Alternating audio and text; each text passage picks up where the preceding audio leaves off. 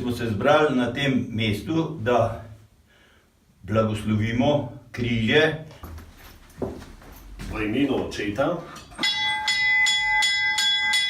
in Sina in Svetega Duha. Mir tej hiši in vsem, ki v njej prebivajo in vanjo prihajajo.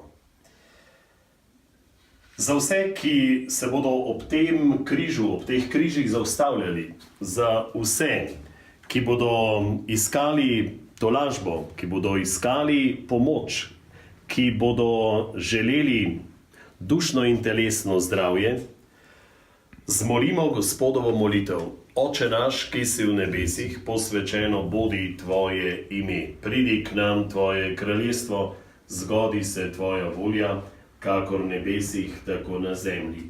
Daj nam danes naš vsakdani kruh in odpusti nam naše dolge, kakor tudi mi odpuščamo svojim dolžnikom, in ne vpelji nas v skušnjavo, temveč reši nas hudega. Amen. Apostol Pavel nam po 2000 letih polaga na srce besedo navdihnjeno od zgoraj.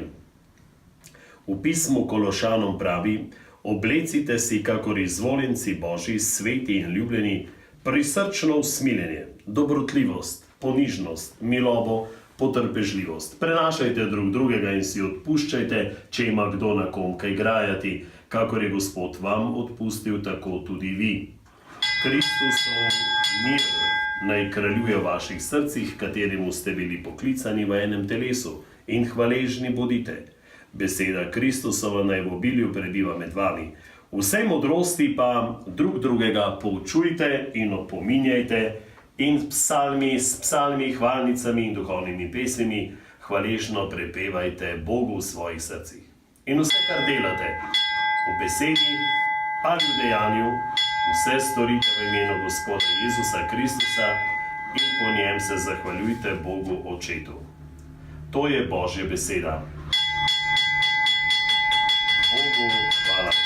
In sedaj še sledi blagoslovna molitev za te križe, ki so umetelno narejeni, lepo umeščeni. Prepričan sem, da bodo tudi lepo umeščeni tja, kamor bodo spadali oziroma se bodo ljudje lahko ob njih ustavljali.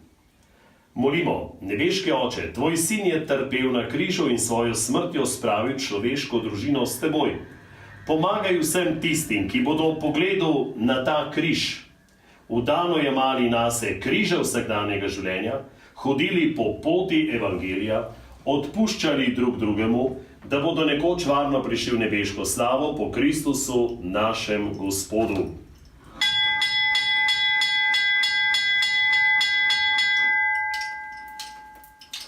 Gospod z vama.